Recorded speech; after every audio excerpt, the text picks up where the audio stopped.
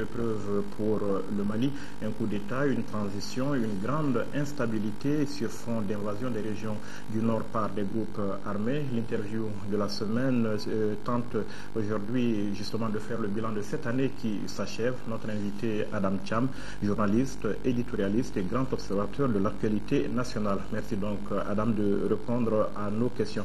Pour commencer, selon vous, quel a été le fait le plus marquant de l'année 2012? Le fait le plus marquant pour moi, c'est la rupture de l'égalité, le coup d'État du 22 mars, et qui n'est pas le point de départ de la crise, qui est peut-être même une conséquence de la crise du Nord, mais qui renouvelle effectivement toutes les questions, tous les défis qui attendent le Mali dans sa marche vers une république. Le 22 mars, ce n'était donc, selon vous, pas le départ. Donc, il faut comprendre qu'il y avait déjà les prémices de la crise qui étaient là, les éléments constitutifs. Et il est évident que la question du Nord, sur 2 décennies au moins, a été une question récurrente. Nous avons vu en 90 le MPA prendre les armes sur un argumentaire politique qui a été validé à l'époque, n'est-ce pas, par le mouvement démocratique fraîchement venu au pouvoir. Puis nous avons vu en 2006 une petite dissidence dans la région de Kidal, et nous avons vu effectivement en 2011, à partir de novembre, de nouvelles revendications indépendantistes du MNA, puis l'attaque de Ménaka le 17 janvier, une série d'attaques dans les régions nord, et le 22 mars, le coup d'État. Mais quand le coup d'État arrivait, nous avions déjà eu beaucoup d'attaques au nord, et c'est la raison pour laquelle je pense effectivement que le 22 mars, même si le point de départ d'une nouvelle crise, est quand même la conséquence de la gestion du Nord. Mais est-ce que ce que vous dites fait que le 22 mars était quelque part prévisible? Est-ce qu'il fallait s'attendre un peu à cette évolution-là? Je crois que plus d'un ont été surpris. Oui, personnellement, j'ai été surpris. Je faisais partie de ceux qui pensaient que le Mali était peut-être déçu des coups d'État. Mais les observateurs les plus pessimistes, on l'a vu pendant toute l'année 2011, disaient effectivement que fin 2011, début 2012 était une période très critique, parce que c'était une période quand même, c'était l'interrègne. Le président Touré était à la fin de son mandat. On attendait des élections qui étaient plus ou moins mal préparées. Il y avait une situation de fait qui pouvait empêcher cette élection de se tenir au nord. Il y avait beaucoup de replis tactiques de l'armée qui étaient autant de défaites déguisées et qui ne pouvaient pas ne pas avoir de conséquences au sein de l'armée ni de conséquences au sein de la population. Donc, grosso modo, c'était prévisible pour l'observateur averti. Je pense que quand on déroge des normes de gouvernance, tout est possible. C'est ça le postulat. Maintenant, est-ce que le 22 mars devait être un coup d'État? Je ne sais pas, mais il y avait des normes de gouvernance dont nous nous sommes écartés, une gestion absolument tribale de la question du Nord, peut-être aussi l'entretien d'enfants gâtés qui ont beaucoup bénéficié de la République, la chute totale des contre-pouvoirs au Mali.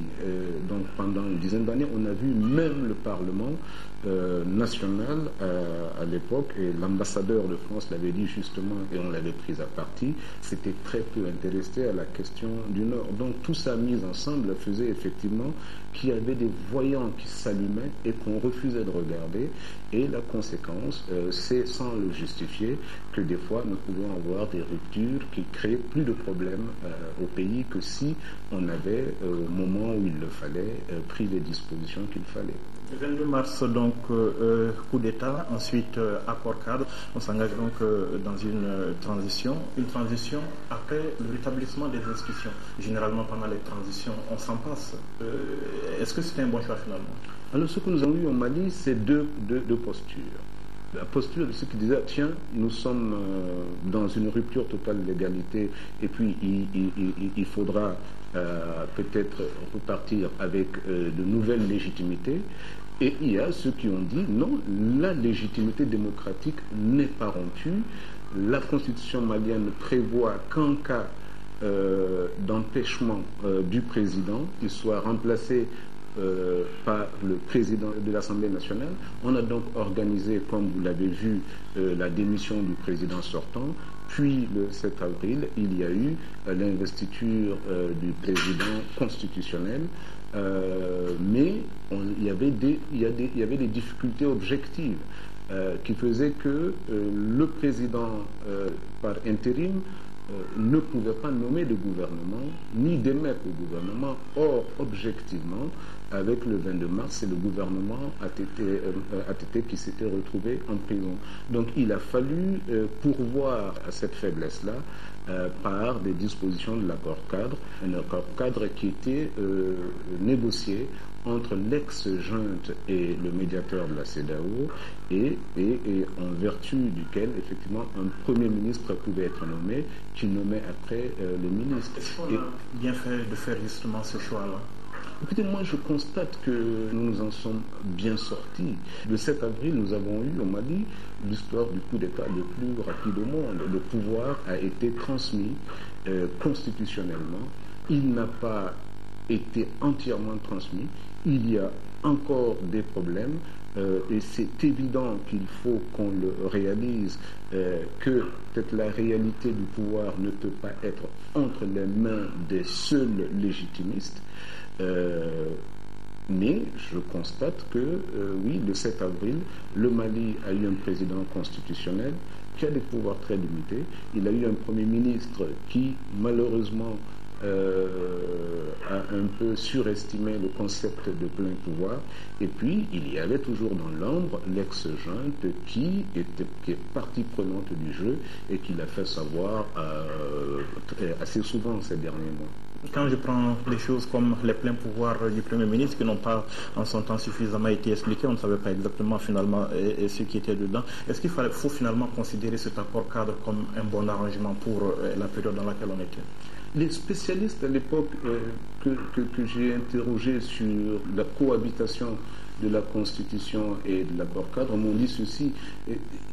La Constitution malienne ne pourvoyait pas tout, y compris que le président par intérim puisse nommer, par exemple, un gouvernement. Pour le faire, il a fallu sortir de la Constitution et y revenir. Et c'est ce qui explique pour eux l'existence de l'accord cadre. Et l'accord cadre devrait aussi aménager la sortie pour l'ex-junte. Ça, ce n'était pas prévu dans la Constitution, parce que, comme vous savez, la Constitution malienne, un coup d'État est un crime imprescriptible. Or, vous voyez, ce que nous avons eu à l'époque, c'est que nous avons même eu l'amnistie pour les événements du 22 mars. Donc, sans l'accord cadre, je crois que ça aurait été extrêmement possible d'arriver à ces arrangements-là. Et nous avons aujourd'hui, de cette date à aujourd'hui, donc eu 3 gouvernements en 9 mois.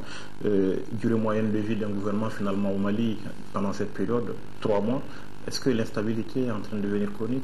Je pense que, très honnêtement, pour moi, le vrai symptôme de la crise malienne, c'est l'instabilité gouvernementale. Il n'est pas acceptable que dans une transition de 9 mois, nous en soyons à trois gouvernements, et pour les raisons les plus stupides qu'ils puissent trouver.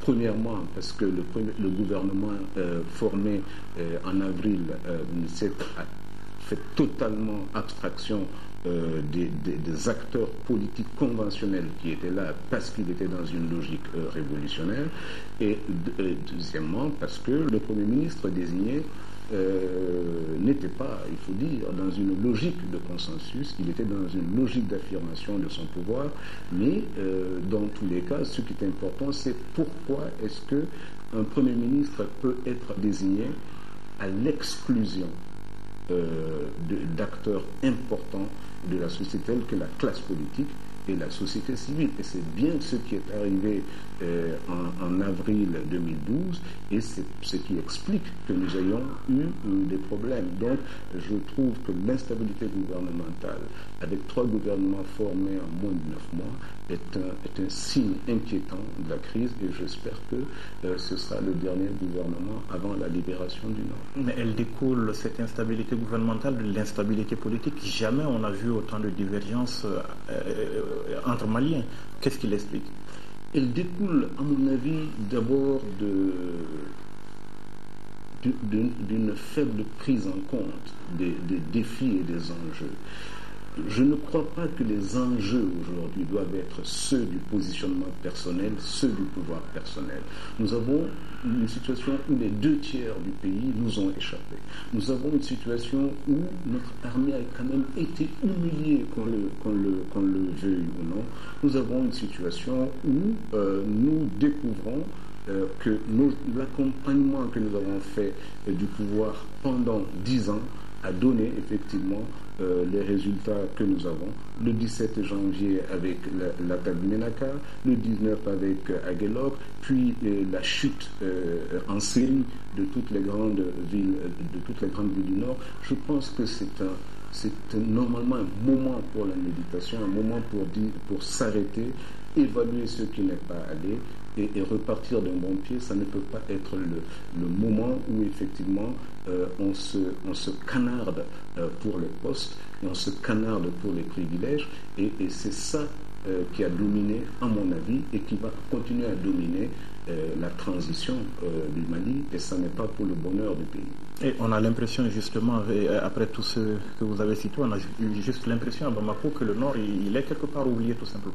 Le Nord est oublié, évidemment. Moi, je fais partie de ceux qui ont pensé depuis très longtemps que notre désintérêt vers le Nord renforce une sorte de stratégie du chaos que nous croyons avoir décelé dans la gestion récente du Nord. Ceci dit, je pense que le Nord n'est pas important pour nous, mais rien n'est véritablement important pour nous, ni Caille, ni Sikasso, ni Ségou. Ce qui est important pour les Maliens d'aujourd'hui et les élites maliennes. Et les élites maliennes, ce n'est pas que la classe politique. C'est la hiérarchie de l'armée, c'est les fonctions. Ce qui est important pour le Mali aujourd'hui, c'est leur posture personnelle, c'est leur position personnelle. Très peu de considération pour le Mali en tant que pays, très peu de considération sur la place du Mali dans la sous-région, très peu de considération pour la place du Mali dans le monde. En dépit des propos grandiloquents, il y a très peu de patriotisme dans ce pays. Dans ce contexte, Adam, comment dirais-je, le Nord, on va y revenir, mais vous avez souhaité plus de réussite pour ce gouvernement qui s'est installé récemment. Est-ce que les conditions sont réunies maintenant pour que ce gouvernement fasse le boulot qu'on lui demande pour qu'on avance tranquillement? Les conditions, oui, c'est-à-dire que ce qui est important, c'est prendre conscience du Mali, prendre conscience des problèmes mais du cela Mali, n'existe prendre pas, conscience des défis du Mali. Tant qu'on a ça à l'esprit, oui, on s'entendra sur l'essentiel. Parce que les concessions, il va falloir les faire. Les compromis, il va falloir les faire. Personne n'a le monopole de la vérité. Personne n'a le monopole de la raison. On s'entend et puis on avance. Et donc ce qui est important, c'est mettre le Mali au-dessus de toutes les autres considérations. Je pense que si ça s'est réuni, oui, et je crois effectivement que en termes de métier, oui, il y a une différence entre le Premier ministre actuel et le Premier ministre sortant. Ça devra pouvoir aider.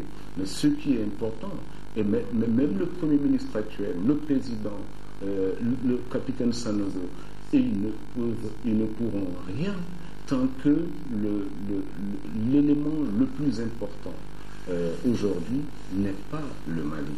Parlons un peu du rôle de la communauté internationale dans tout ça, la communauté internationale qui était là dès le départ, qui s'est mobilisée et dont le rôle a été aussi très décrié dans la gestion donc de cette crise. Comment est-ce qu'il faut entrevoir l'action de la communauté internationale au Mali? Oui, c'est étrange que la communauté internationale se soit ruée sur la Libye parce que Kadhafi n'est pas démocrate et demande au Mali de négocier avec les terroristes, les indépendantistes qui ont attaqué le Mali quand même dans ses frontières internationalement reconnues. Et il y a même des résolutions des organisations internationales, l'ONU, etc., qui interdisent toute négociation avec les terroristes. Donc on ne peut pas comprendre ça. Et ce n'est pas cohérent. Mais c'est peut-être des non-dits.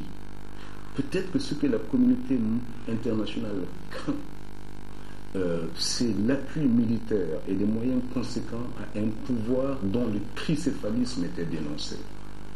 Et parce qu'on ne sait plus à ce moment-là à qui s'adresser, et c'est d'ailleurs cette crainte non exprimée qui peut-être instruit le procès qu'on fait du Mali ailleurs qu'à Bamako, et qui a fait effectivement que de plus en plus revient sur le tapis la question des élections avant la libération pour qu'un régime qui a la légitimité populaire puisse bénéficier de la caution de la communauté internationale. Pour vous, c'est acceptable? Écoutez, moi j'ai vu beaucoup d'exemples dans le monde où des territoires sont occupés, on fait des élections et puis on libère les partis occupés. Il y en a eu beaucoup d'histoires, il y a beaucoup de cas comme ça, il y en a eu en France, il y en a eu aux États-Unis.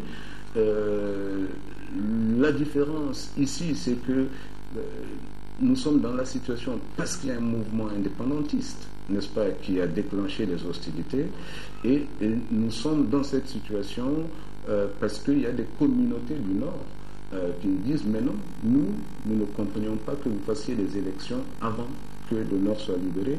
Et si j'ai bien vu les enquêtes de la Fondation Friedrich Ebert qui disent que 91% des Maliens ordinaires qu'ils ont interviewés sont contre la libération, contre l'élection avant la libération.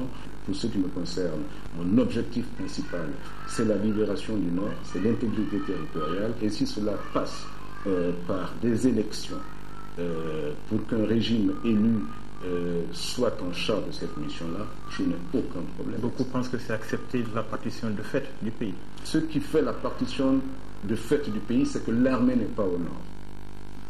Il ne faut pas qu'on nous trompe. La partition du Mali aujourd'hui, ce n'est pas parce qu'on est en train de parler des élections sur le nord, c'est parce que le nord est occupé et il n'est pas en train d'être libéré. On va reparler donc de libération. Continuons un peu à parler de l'attitude de la communauté internationale. Certains estiment que la communauté internationale veut juste remettre aujourd'hui le MNLA en selle.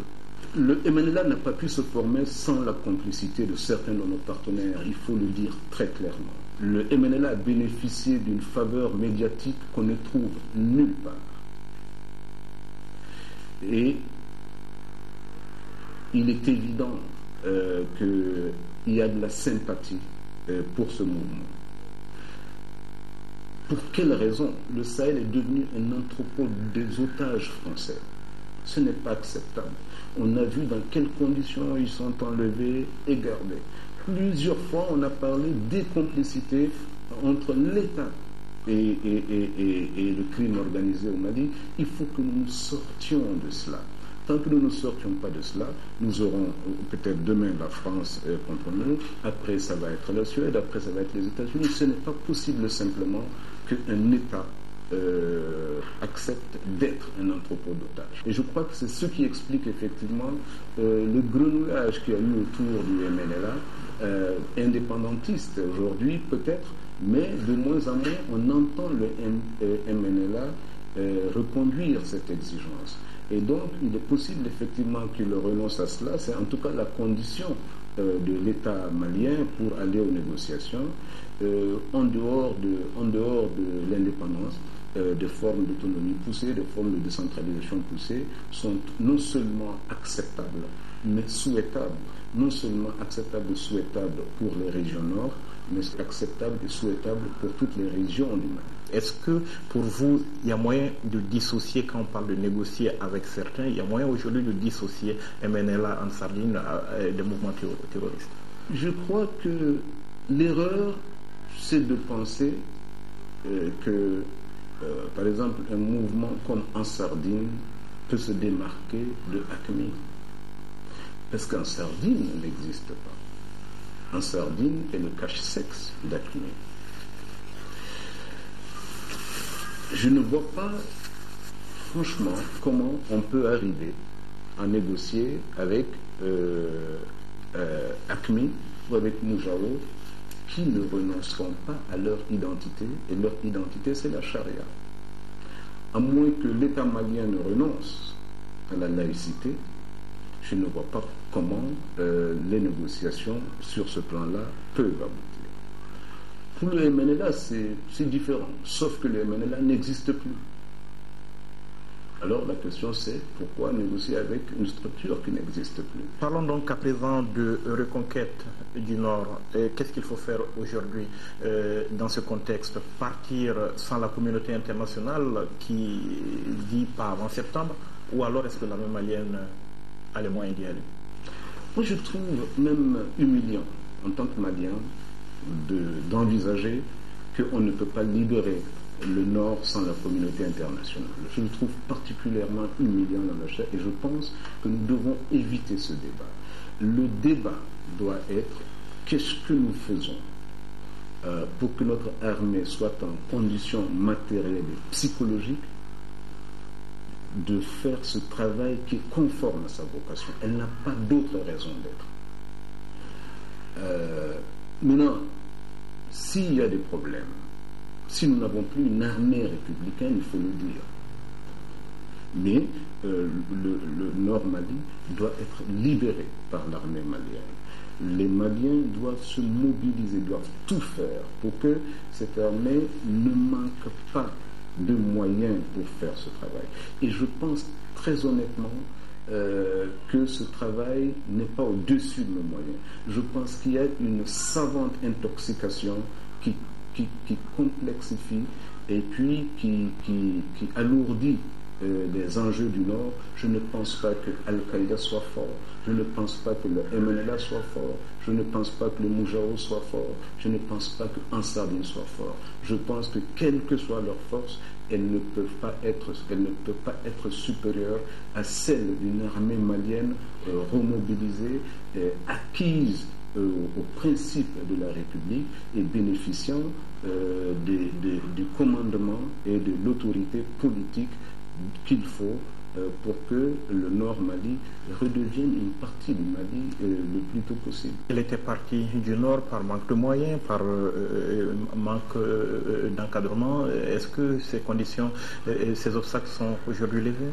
Mais je ne sais pas les conditions dans lesquelles elle est partie du Nord. C'est pourquoi je fais partie de ceux qui exigent l'audit de la guerre du Nord.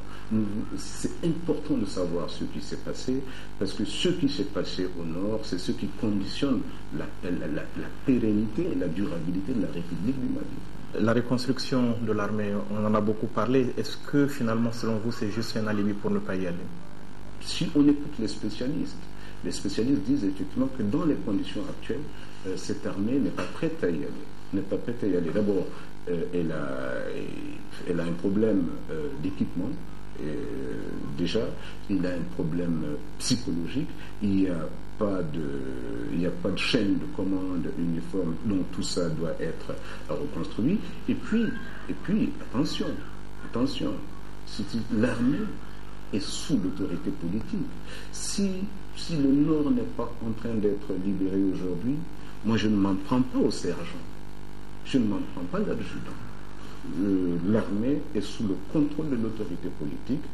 C'est l'autorité politique qui doit donner le signal pour la reconquête du Nord. Il se dit d'ailleurs en aparté quelque part que l'armée se dit prête aujourd'hui à y aller et que le pouvoir politique ne donne pas l'ordre.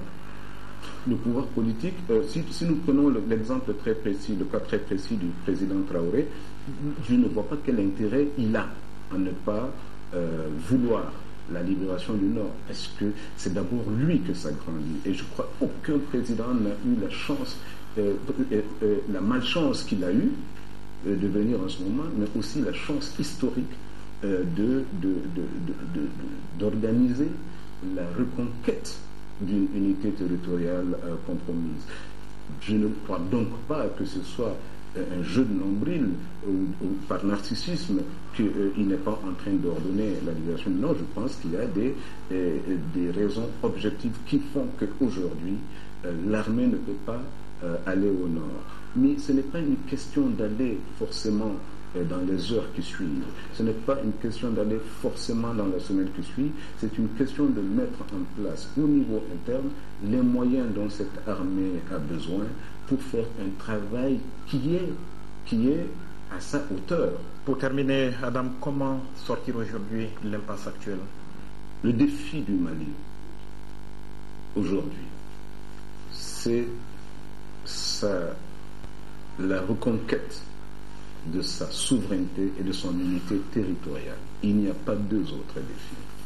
Nous y arrivons avec l'appui de la communauté internationale ou sans l'appui de la communauté internationale. Mais le travail ne peut être fait que par nous. Le travail ne peut être fait que par l'armée malienne. Et il faut le faire le plus tôt possible. Plus on leur donne de temps, plus ils s'incrustent et plus il peut faire jonction avec l'islam politique qui est à l'œuvre au Mali et qui était la conséquence effectivement des gouvernances inexpliquées ou corrompues des dernières années. Et c'est ça qui est le danger. Et c'est pour cela qu'il faut agir vite. Et vous êtes optimiste? Moi, je suis très optimiste. D'abord parce que le Mali est une grande nation. Et parce que les grandes nations connaissent des revers de fortune, connaissent des adversités dans l'histoire qu'ils arrivent à surmonter. Et plusieurs fois, l'Empire du Mali a été agressé, défait et a reconquis cette noblesse. L'Empire Songhai, c'est la même chose. L'Empire, les royaumes Bambara, c'est la même chose. Donc nous avons quand même un fond d'histoire ici qui fait que effectivement, nous sommes habitués à la grandeur, à l'éclipse et puis à la grandeur de nouveau. Et donc nous sommes en phase d'éclipse. Il ne faut pas aller loin. Et c'est honteux et humiliant. Mais il n'y a aucune raison de désespérer. Je pense que nous pouvons nous en sortir. Je pense que nous avons les ressorts pour nous en sortir. Et ce qui est important ici au Mali, qu'on ne trouve nulle part ailleurs, c'est que nous sommes un pays de cousins, de tantes, de neveux, et cela renforce notre capital social. Et quand le capital social est fort, tout est possible. Merci Adam Thiam d'avoir répondu à nos questions. Merci mesdames, messieurs d'avoir été avec nous. C'était donc l'interview de la semaine, le dernier numéro de l'année que 2013 apporte à notre pays. La paix tant recherchée, la quiétude tant souhaitée et beaucoup de bonheur. On se retrouve la semaine prochaine si Dieu le veut bien. Bonne suite de programme sur ORTM.